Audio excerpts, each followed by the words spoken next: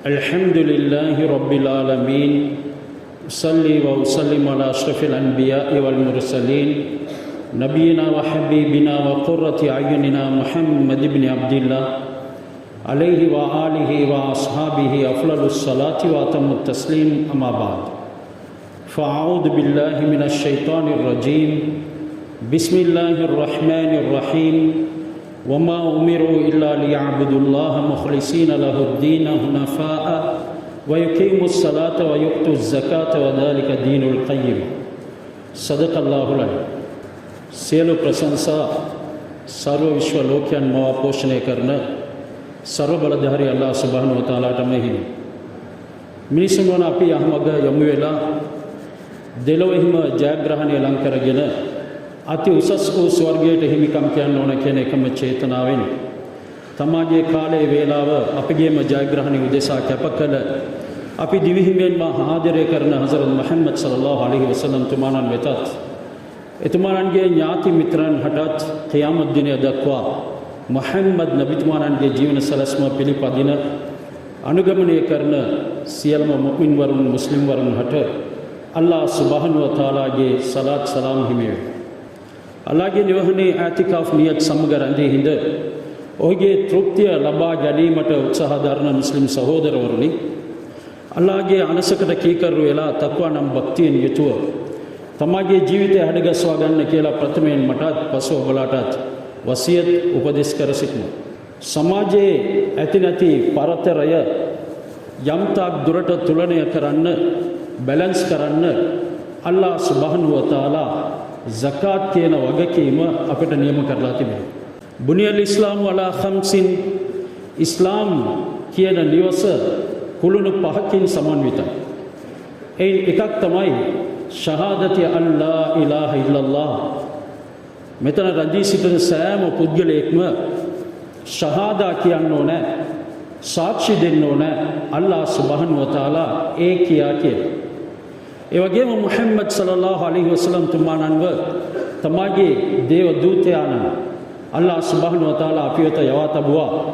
එතුමාණන් අල්ලාහ්ගේ දූතයා සහ ගැත්තා කියන එකත් අපි සියලු දෙනාම පිළිගන්න ඕනේ. දෙවනුව ඉකාමිස් සලා, දෙවෙනි කුළුණ තමයි පංචමහා කුළුණු අතරින් සලාතේ ස්ථාපිත කරන්න ඕන. සලාතේ අද අපි අපේ සිතන්ගේ පරිදි තමයි ඉටු කරන්නේ. නමුත් ඒකට ස්ථාපනය කරනවා කියලා කියන්නේ නැහැ. වයිකාමිස් සලා කියද්දී ඒක සෑහෙන කොන්දේසි තිබෙනවා. සෑම පුද්ගලයෙක්ම මස්ජිදයට පැමිණලා පිරිමියෙක් වුණාම ඔහු මස්ජිදේ ආලෝකමත් කරන්න ඕන කියන එකත් එතනදී ස්ථාපනය තුල සඳහන් වෙනවා. වා ඊතායි සකා, තුන්වැනි කුළුණ තමයි zakat ඉටු කරන්න ඕන, zakat ලබා දෙන්න ඕන. අල්ලාහ් සුබ්හානහු වතාලා අල් කුර්ආනයේ සලාතේ සහ zakatේ ගුණ කරලා ස්ථාන 32ක කතා කරලා තිබෙනවා. වා අකීමුස් සලා වා ආතුස් සකා, අකීමුස් සලා වා ආතුස් සකා. සලාතය ස්ථාපනය කරන්න, ස්ථාපිත කරන්න, zakat ඉටු කරන්න, එය සුදුස්සාට ලබා දෙන්න. ඒ හැර තවත් ආයත් බොහෝ මේක අල්ලාහ් සුබ්හානහු වතාලා මේ පිළිබඳව සඳහන් කරනවා. අනිත් එක තමයි වසෞමි රමලාන්. ශාබානයේ ජීවත් වෙන අපි රමලාන් මාසයට දෙපා නැගමින් සිටින්නේ අල්ලාහ් සුබ්හානහු වතාලා අපි සියලු දෙනාම ජීවතුන් අතර තියන්න ඕන. ඒ උතුම් වූ රමලානයේ උපවාසයේ යෙදීමේ භාග්‍ය අපි සියලු දෙනාටම ලබා දෙන්න ඕන. පස්වෙනි කුළුණ තමයි වහජ්ජිල් බයිත් මන් ඉස්තතා ඉලෛහි සබීලා. කවරෙක්ද සෑම අතින්ම ඒ හජ් මෙහෙය ඉටු කරන්නට පෝෂණය වෙලා ඉන්නේ, ඔහු අනිවාර්යෙන්ම ඒ මෙහෙය ඉටු කරන්න ඕන කියන එකත් හසරත් මුහම්මද් සල්ලල්ලාහු අලයිහි වසල්ලම් තුමාණන් පංචමහා කුළුණු පිළිබඳව අපිට හඳුන්වා දුන්නා. මෙයින් එකක හෝ සැලවීමක්, බිඳවැටීමක්, කඩාහැලීමක් ඇති වුණොත් අපි මුස්ලිම් වන්නේ නැහැ. සමහර විට මුස්ලිම් වන්න පුළුවන්, නමුත් අපාගත වෙන්න සිද්ධ වෙනවා. කවුද මෙයින් එකක් හෝ ප්‍රතික්ෂේප කරන්නේ? ඔහුට අපි ප්‍රතික්ෂේප කරන්න කාෆිර්වරයා කියලා හඳුන්වනවා. නමුත් සමහරුන් ප්‍රතික්ෂේප කරන්නේ නැහැ. කලිමා කීවට පස්සේ සලාතේ ඉටු කරන්නේ නැහැ. මේ පුද්ගලයාට පරලොව ජයග්‍රහණය ලබා ගන්න බෑ. ඔහු කලිමා කියපු භාග්‍ය මත අපායට ගිහිල්ලා යම් දවසක අල්ලාහ් සුබ්හානහු වතාලාගේ අදහස පරිදි ඔහුගේ අදිෂ්ඨානයේ පරිදි යුග ගණනක් අපායේ වේදනා විඳලා ඔහුට ස්වර්ගස්ත වෙන්න පුළුවන්. නමුත් ඔහු අනිවාර්යෙන්ම අපායට යනවා නිශ්චිතයි. පුද්ගලෙක් සලාතියත් ඉටු කළා, කලිමා කියලා මුස්ලිම් වුණාට පස්සේ සලාතය ඉටු කරා. දැන් ඔහු කියනවා මට සකාත් දෙන්න බෑ. මේ සකාතය මට ගොඩාක් බරයි. මෙය මගේ ශ්‍රමයෙන් උපයපු දෙයක්. මම කොහොමද ඒක දෙන්නේ කියලා ඔහු ඒකට යොහුසුළු උනේ නැතිනම් අනිවාර්යෙන්ම ඔහු ළඟ සලාතයයි අර කලිමාවයි තිබුණත් ඔහුත් අපාගත වෙනවා. අපායේ වේදනා විඳලා තමයි ස්වර්ගස්ත වෙන්න ඕනේ. දැන් මේ තුනම තියෙනවා. නමුත් ඔහුට බඩගින්න දරා ගන්න බෑ. කුසගින්න දරා ගන්න බෑ. මට බෑ මේ රමලාන් උපවාසයේ නියැලෙන්න කියලා කවුරු හෝ උදම් අනනවා නම්, කවුරු හෝ දොඩනවා නම් ඔහුත් අනිවාර්යෙන්ම අපායට ගිහිල්ලා තමයි අර කලිමාවේ භාග්‍ය මත ස්වර්ගස්ත වෙන්න ඕනේ. පුද්ගලයෙකුට ධනය තියෙනවා, සැප සම්පත් තිබෙනවා, දේහ ශක්තියක් තිබෙනවා. ඔහු හජ් මෙහෙ ඉටු කළේ නැහැ. ඔහු ඒ හජ් තමාගේ ධනය යොදවලා ඒ වෙනුවෙන් කල්පනා කරලා වැඩක් කරේ නැතිනම් ඔහුත් අපාගත වෙනවා. ධනය තිබිලත් ඔහු හජ් ඉටු කරේ නැහැ. හසරත් මුහම්මද් සල්ලල්ලාහු අලයිහි වසල්ලම් තුමාණන් කීවා ඔහු යුදෙවෙක්, නසරා කෙනෙක්, කිතුණෙක් විදියට මැරුණාවේ මගේ ධර්මයට ඔහු අයත් නොවේ කියලා කිව්වා. ඉතින් අපි අතරේ බොහෝමයක් පුද්ගලයන් ඉන්නවා ධනය තිබුණොත් එය ෆර්ල් වූ අනිවාර්ය වූ වගකීමට යොදවන්න කැමති නැහැ. ධනයක් ලැබුණොත් තමාගේ අතේ මිටේ මුදල් තිබුණොත් ඔහු බලන්නේ තමාගේ වෙළඳ ස්ථානය තව තවත් දියුණු කරන්න, ඒක ආලෝකමත් කරන්න, මගේ ගෙය බිල්ඩිං වශයෙන් තව තවත් නැගෙන්න ඕනේ, මහල් නිවස් තනන්න ඕනයි කියන චේතනා තමයි ඔහුගේ සිතේ දැවටෙන්නේ. අල්ලාහ් සුබ්හානහු වතාලාගේ වගකීම් ඉෂ්ට සිද්ධ කරන්න ඔවුන් සූදානම් නැහැ. හසරත් මුහම්මද් සල්ලල්ලාහු අලයිහි වසල්ලම් තුමාණන් මුළු විශ්වයටම දායාදයක්. එතුමාණන් තමාගේ සමාජයට ශාප කළා. ඔහු යුදෙවෙක් වශයෙන්, කිතුණෙක් වශයෙන් මගේ ධර්මයෙන් ඈත් වෙලා ඔහු කාෆිර් කෙනෙක් වශයෙන් මැරුණාවේ. සහෝදරවරුනි, මේ අතරින් මම අද තෝරාගත්ත සහ මට පවසන ලැබූ මාතෘකාව තමයි සකාත් පිළිබඳව කතා කරන්න කියලා. ඉතින් සමාජයේ අද නොයෙකුත් පීඩාකාරී තත්ත්වයන් ඇති වෙන්නේ නියම විදිහට ධනවතුන් මගින් දුප්පතාගේ අතට මේ සකාත් පිරිනැමෙන්නේ නැති නිසා. පොහොසතා තමාගේ ධනය රැගෙන දුප්පතාගේ නිවස අභියස ගැවසෙන තාකල් කවරදාකවත් අපට අල්ලාහ් සුබ්හානහු වතාලාගේ දායාදයන් වශයෙන් පතිත වන්න වැස්සක් ලැබෙන්නේ නැහැ. කීවා නබි සල්ලල්ලාහු අලයිහි වසල්ලම් තුමාණන් කවරෙක්ද සකාත් නියම විදිහට ඉටු කරන්නේ නැත්තේ ඔවුන්ට රහමත් වූ වැස්ස ලැබෙන්නේ නැහැ. ඔවුන් වැස්සට පාත්‍ර වුණත් ඒ මගින් නොයෙකුත් ව්‍යසන විනාශයන් වලට තමයි මුහුණ දෙන්න සිද්ධ වෙන්නේ කියලා කියනවා. ඉතින් අද ධනවතුන් සූරා කන විදිහට හැඩ ගැසිලා ඉන්නේ. නොයෙකුත් උදාහරණ සමාජයෙන් අපට ගෙනහැර පාන්න පුළුවන්. අපි දන්නවා දුප්පත් මිනිසා යාචකෙක් නොවිය යුතුයි. ඒ නිසා ණයක් ඉල්ලනවා තවත් ධනවත් පුද්ගලයෙක්ගෙන්. ඒ ධනවත් පුද්ගලයා කොන්දේසි මත ණය ලබා දෙනවා. දැන් ණය පියවන්න බැරි වෙනකොට මොහුගේ අස්වැන්න දිහා ඔහුගේ භයානක දැස් යොමු වෙනවා. මේක කොහොම හරි සූරා කන්න ඕන. නුඹ નિયમિત වේලාවට මගේ ණය පියුවේ නැති නිසා උඹේ අස්වැන්නෙන් කොටසක් මට ඕනේ කියලා කිව්වා. දැන් අස්වැන්නෙන් කොටසක් ඔහුට ලබා දෙන්න බැරි තත්වයක් උදා වෙද්දී අන්න අර ණය පොලි බවට, වැල් පොලි බවට පත් වෙනවා. දැන් අර මිනිසා අස්වැන්න නෙලලා සම්පූර්ණයෙන්ම ණය පියවන්න බැරි තත්වයක් උදා වෙනවා. දැන් ධනවතා කියනවා උඹේ ඒ භූමියත් ඒ පොළවත් අස්වැන්න නෙලන ස්ථානයත් මට ලබා දෙන්න ඕනේ. මගේ ණය පියවන තාක්කල් මේක මට අයිති කියලා ඔහු අයිතිකාරයෙක් බවට පත් වෙනවා. ඊට පස්සේ මොහුව ඒ භූමි භාගයේ වැඩ කරන සේවකයෙක් වශයෙන් පවත්වනවා. අන්තිමේදී සිද්ධ වෙන්නේ මොකද්ද? අතනදී අර දුප්පතා හදවතින් හඬා වැටෙනවා. මේ විදිහට ධනවතා දුප්පතාගේ ධනය සූරා කද්දී අද ලෝකේ නොයෙකුත් පීඩාකාරී තත්ත්වයන් ඇති වෙනවා. මෑතකදී ප්‍රංශයේ සිද්ධ වුණ දේවල් අපි දන්නවා. රජතුමාට විරුද්ධව කැරලි ගැසුවා. හේතුව කුමක්ද? ඒ ධනවතුන් සූරා කෑමේ අදිෂ්ඨානයෙන් බලාපොරොත්තුවෙන් ඔවුන් ගනුදෙනු කළ නිසා. අල්ලා අල් කුර්ආනයේ සඳහන් කරනවා සමහරුන් zakat දෙන්න කැමති නැහැ. ඒ නිසා නබිතුමනි khudh min amwalihim sadaqatan tutahhiruhum wa tuzakkihim biha. ඔබ මොවුන්ගේ ධනයෙන් zakat-ය ලබා ගන්න. කැමති හෝ අකමැති හෝ වේවා. ඔබ zakat අනිවාර්යෙන්ම ඔවුන්ගෙන් ලබා ගන්න ඕනේ. නැති එකාට බෙදා දෙන්න ඕනේ කියන එක අල් කුර්ආනය සනිටුහන් කරනවා. ඒත් එක්කම මේ ලෝකේ ජීවත් වෙන සියලුම මිනිසුන්ගෙන් නිර්මාණයන්ගෙන් ඊටමත් උතුම් නිර්මාණය පිළිබඳව අල්ලා කතා කරද්දී ඉන්නල් ලදීන ආමනු ව අමිලුස් සාලිහාති උලායික හුම් ඛෛරුල් බරියා.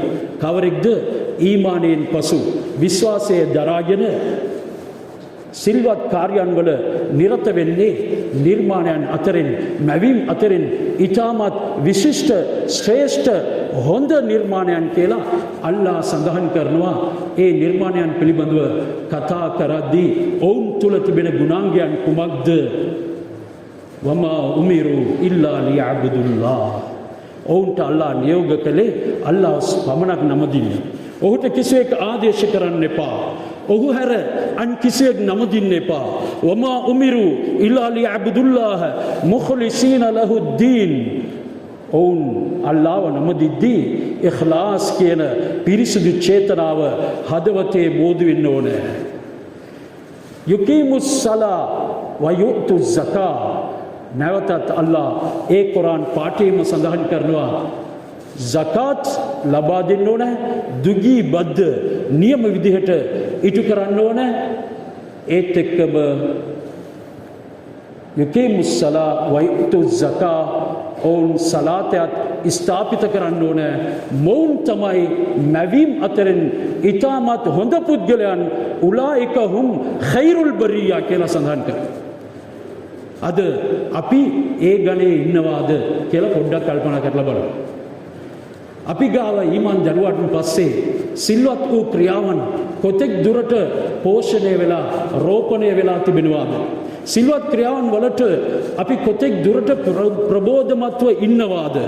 ඒ වෙනුවෙන් අපි ඉදිරිපත් වෙනවාද? කල්පනා කරමු.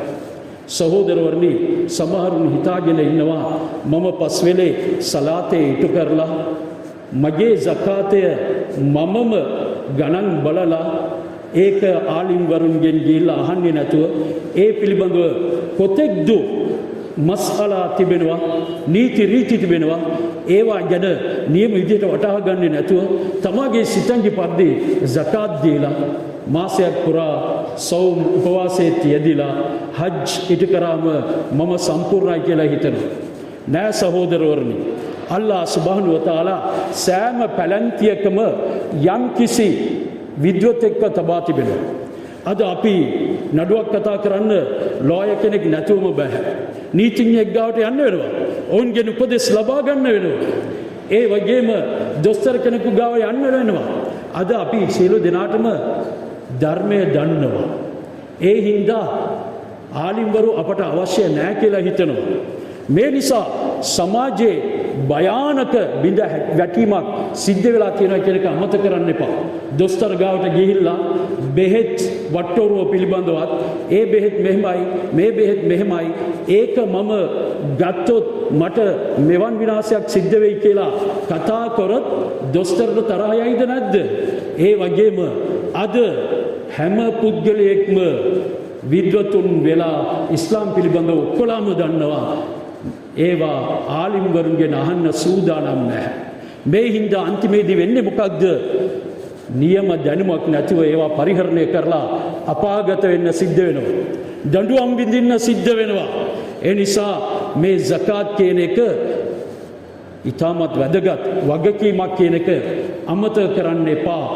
අල්ලා හසරත් මුහම්මද් සල්ලල්ලාහු අලයිහි වසල්ලම් තුමාණන් කීවා මා ඛාලති zakat මාලන් කත්තු ඉල්ලා අහලකත්තු. කාගේද ධනය තුල zakat කියන දුගී බද්ද මිශ්‍ර වෙන්නේ අනිවාර්යෙන්ම ඒ ධනය අල්ලා විනාශ කරනවා කියලා. zakat දෙන්න සූදානම් වෙන්න ධනවතුන්. ඒක නියම විදිහට බෙදා දෙන්න උත්සුක වෙන්න. ඒවා පිළිබඳව ආලිම් වරුන්ගෙන් දැනුවත් වෙන්න.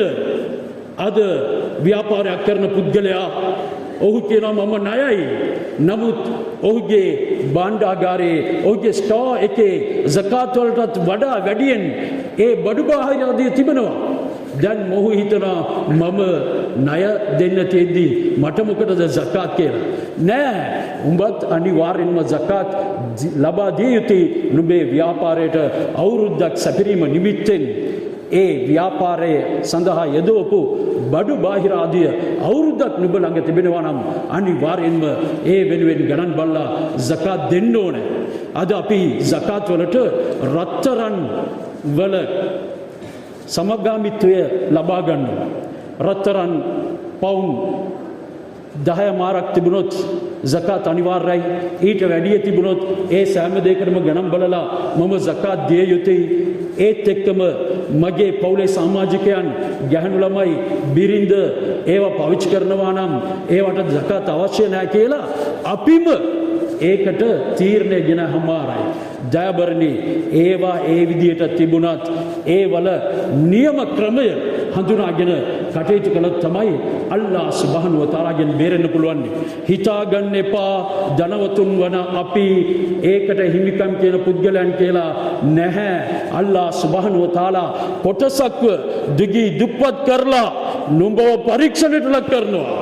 ඒ පරීක්ෂණය තුල නුඹ නිරයට බිලි නොවිය යුතුයි කියන එකත් අවධාරණය කරනවා. ඒ නිසා තමයි අල්ලාහ් අල් කුර්ආනයේ සඳහන් කරන්නේ වලා යහ්සබන්න අල්ලදීන බිමා ආතාහුමුල්ලාහු මින් ෆض්ලි ෆහුව ඛෛරල් ලහුම් වලා යහ්සබන්න අල්ලදීන යබඛලූන බිමා ආතාහුමුල්ලාහු මින් ෆض්ලි ෆහුව ඛෛරල් ලහුම්. ඔබලාට ධන සම්භාරයක් අල්ලාහ් සුබ්හානහු වතාලා ලබා දීලා තිබෙනවා. සප සම්පත් වලින් යස ඉසුරු වලින් ඔබලා පිරිපුන්. නමුත් ලෝභයෙන් ඔබලා උඹ ලෝභෙක්. උඹ හිතන්න එපා මෙය උඹගේ සිතසුව පිණිස උඹට khayr එකක් වෙනුවෙන් අල්ලාහ් ලබා දුන්නා කියලා. බල් හුව ෂර්රුල් ලහුම්. ඊට අමතරව එය උඹට විනාශයක්. අනිවාර්යෙන් එමගින් නරකක්ම තමයි සිද්ධ වෙන්නේ. සයුතවකුන මා බඛලු බිහි යවුමල් ඛියාමා. අල්ලාහ් සුබ්හානහු වතාලා ඒ ධන සම්භාරය එකට කරලා භයානක ණයෙක් බවට පත් කරලා නාගයෙක් බවට පරිවර්තන වෙලා නුඹගේ ගෙලවට අල්ලාහ් සුබ්හානහු වතාලා දමලා දෂ්ට කරાવી. හාදා මා කනස්තුම් ලි අන්ෆුසිකුම්. මේවා තමයි මගේ ධනය මගේ වස්තුව කියලා නුඹ විතරක් අනුභව කරලා ඒ දුප්පතාගේ කොටස ලබා දෙන්නේ නැතුව සුඛිත ජීවිතයක් ගත කළා නොවේද? අද විඳවපම් මේ වේදනාව. අල්ලාහ් සෑහෙන තරම් අල් කුර්ආන මගින් අපට අවවාද කරනවා. උපදෙස් නෙවෙයි, අවවාද කරනවා. දිරිදෙනවා නෙවෙයි, අල්ලාහ් අවවාද කරනවා. වල්ලදීන යක්නිසූන අද්දහබ වල් ෆිල්ලා වලා යුන්ෆිකූනහා ෆී සබීලිල්ලාහ් ෆබෂිර්හුම් බිඅදාබින් අලීම්. රත්තරන් රිදී එකතු කරගෙන අල්ලාහ් සුබ්හානහු වතාලාගේ මාර්ගයේ ඒ වෙනුවෙන් නියමිත වූ zakat නොදී එය අනුභව කරන උන්ට නබිතුමනි පවසන්න කියන්න උන්ට ෆබෂිරුහුම් බිඅදාබින් අලීම් ඉතාමත් වේදනාකාරී භයානක දඬුවමක් තිබෙනවා. يوم يحمى عليها في نار جهنم فتقوى بها جباههم وجنوبهم وهذا ما كنزتم لأنفسكم فذوقوا ما كنتم تكنزون ඒවා සියල්ලම ගිනියම් කරලා පුලුස්සලා නුඹව අයන් කරනු ලබාවි. ඊටමත් ඝන භයානක විදිහට අයන් එකක් වගේ අල්ලාහ් සුබ්හානහු වතාලා ඒ ධනය පාවිච්චි කරලා ෆතුකුවා බිහා ජිබාහුම් නුඹගේ නලල ගිනියම් කරනු ලබයි. නුඹගේ නලල පුලුස්සනු ලබයි. ඇයි නලල පුලුස්සනු ලබන්නේ? යාචකයෙක් ඇවිල්ලා අතපාපු ගමන්ම නලල රැලි වැටෙනවා. ඒ හින්දා අල්ලාහ් සුබ්හානහු වතාලා මුළු දේහයටම වේදනා පමුණනවා කියන එක සාධාරණයි. නමුත් මෙතනදී අංග කිහිපයක් ගැන හැර පාන්නේ ඒ අංග වලින් දිස්වෙන සමහර සලකුණු නිසා. දැන් දැත් පාද්දී කවුරු හරි යාචකයෙක් ඇවිල්ලා දොරකඩ නවතිද්දී එක පාරටම අපේ නලල රැලි වැටෙනවා. ඊට පස්සේ වජිබාහුහුම් ඔවුන්ව පුලිස්සනු ලබනවා. ඔවුන්ගේ ඉලෑට පෙදෙස්වලට හේතුව එය නොදී හැරිලා යනවා. වල්ලුහුරුහුම් ඔහු තමාගේ පිටපැත්ත පෙන්නලා ප්‍රතික්ෂේප කරලා යන නිසා ඔහුගේ පිටපැත්තටත් පුලිස්සනු ලබනවා කියලා අල්ලාහ් සඳහන් කරනවත් එක්කම මේවා තමයි මගේ වස්තුව කියලා තණ්හාවෙන් නුඹ උපයෝගී කළා විඳපන් කියලා අල්ලාහ් සුබ්හානහු වතාලා අපට කියන්නේ කුමක්ද? මේ වස්තුව ඔබට පමණක් අයිති දෙයක් නොවේ. ඔබගේ පරීක්ෂණය පිණිස ලබා දුන්න එකක්. ඒ නිසා ඒ zakat ලබන්නට සුදුසු කොට්ටාශයන් පිළිබඳව අල්ලාහ් අල් කුර්ආනයේ සඳහන් කරලා තිබෙනවා. إنما الصدقات للفقراء والمساكين والعاملين عليها والمؤلفة قلوبهم وفي الرقاب والغارمين وفي سبيل الله وابن السبيل කියලා කොටස් 8 අල්ලාහම බෙදුවා. සමහර බූදල් බෙදන්න අල්ලාහ් සුබ්හානහු වතාලා ඒ අයිතිවාසිකම ලබා ගත්තේ තමා ළඟටමයි. කාටත් ඒක පැවරුවේ නැහැ. බූදල් බෙදන ක්‍රමය අල්ලාහ් අල් කුර්ආනයේ හඳුන්වලා දීලා තිබෙනවා. යූසීකුමුල්ලාහු ෆී අවලාදිකුම් ලිද්දකරි මිස්ලු හල්ලිල් උන්සයින් කියලා දීර්ඝ ආයත් වල කොහොමද බූදල් බෙදී ආයුත්තේ කියන එක අල්ලාහ් සඳහන් කරනවත් සමගම ඒහා සමගාමීව zakat කාටද බෙදී ආයුත්තේ කියන එකත් අල්ලාහම තමා වෙත පවරාගෙන අපිට ඒ කොටස් විශ්ලේෂණය කරලා ලබා දීලා තිබෙනවා. එයින් පළමුවෙන් ගන්නන් තමයි අල් ෆුකරා දුගී දුප්පතු. සමහර වීදිවල දෑත්පාන උන්ගෙන් දුගී දුප්පතුන් ඉන්නවා. ඔවුන්ගෙන් බොහෝමයක් ධන කුවේරයන් කියන එකත් සමහර සාක්ෂි මගින් සඳහන් වෙනවා.